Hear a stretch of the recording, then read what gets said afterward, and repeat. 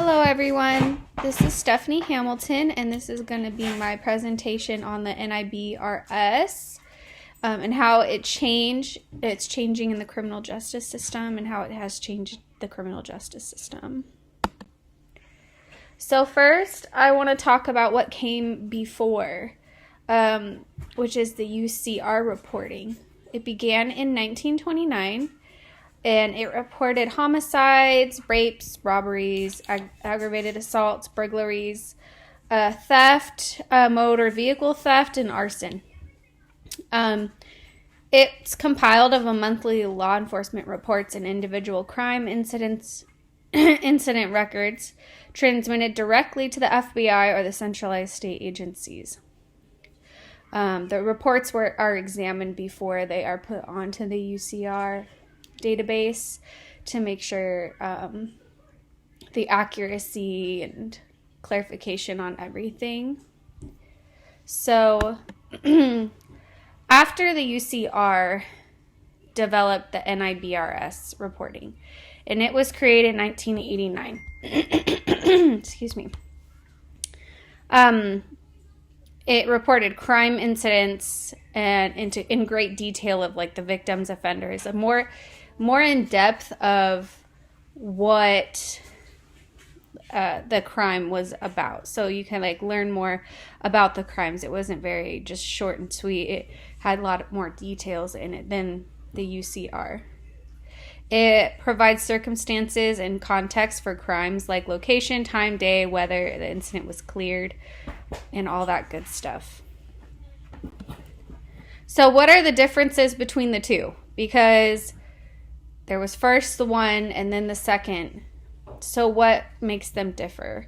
So this is where I'm going to kind of go into more detail. So first is the change in offenses.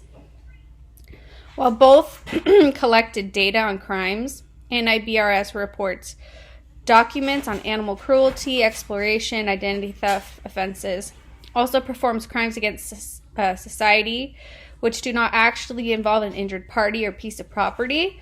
Rather, they are prohibitions against engaging in certain types of activity, such as drugs, gambling, pornography, prostitution, and weapon law violations. So next we have the elimination of the heresy rule. The UCR employs the heresy rule to recognize the most serious offenses per incident, whereas under nibrs agencies, they are required to submit detailed information about all offenses committed in a single incident. And I have an example here. The example of heresy within the UCR is the theft breaks into a home, right? Steals several items and then rides off, and the homeowner's mopped, only more serious offenses would be reported. In nibrs, every offense would be incident in one report, providing the offenses are separate and distinct crimes, and each are mutually exclusive crimes. And then the next thing is the change in classifications. The most important differences between UCR and nibrs is that Part 1 and Part 2 offenses are discarded in favor of Group A, Group B offenses, with Group A representing 20-plus indexed crime categories, rather than focusing on 8 indexed offenses in the UCR. It is important to determine which category an offense belongs to, because this will clarify whether an arrest report or incident report will be required. UCR attempted crimes are reported as a crime. nibrs focuses on whether the crime was attempted or completed. And then last but not least, ensuring success at the state level. Most states have their own flavor of nibrs, unlike other systems developed to the FBI specifications. An agency nibrs system should be tailored to an individual state specification.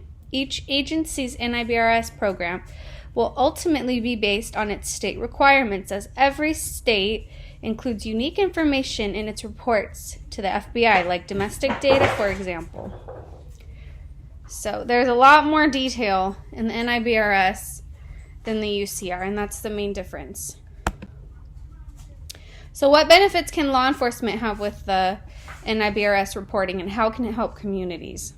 Well, it provides more comprehensive views of crime in the U.S. with greater flexibility in the compiling of data. It gives a picture of the circumstances and who the victims are. It uses large and small agencies. It's compiled of many different reports from different places. It's instant reporting. And it helping the community by providing critical data for communities to understand and address issues of crime and victimization. It helps provide communities by collecting data on a broader array of offenses and provides law enforcement with a firmer grasp on crime analysis, which in turn helps the police department protect and serve their community more efficiently, which I say is a really big plus for the community.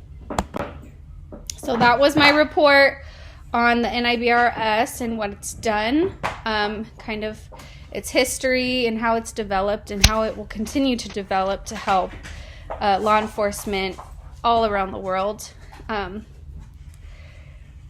With the internet, there's come a lot of bad, but also a lot of good. We're able to share information across the United States and even the world now in order to get down to finding the bad guys, which in my opinion is always what God would want, because God backs up law enforcement. He puts those people in those positions.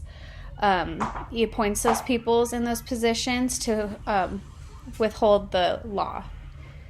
So thank you so much for listening. I hope you have a great rest of your day. Bye-bye.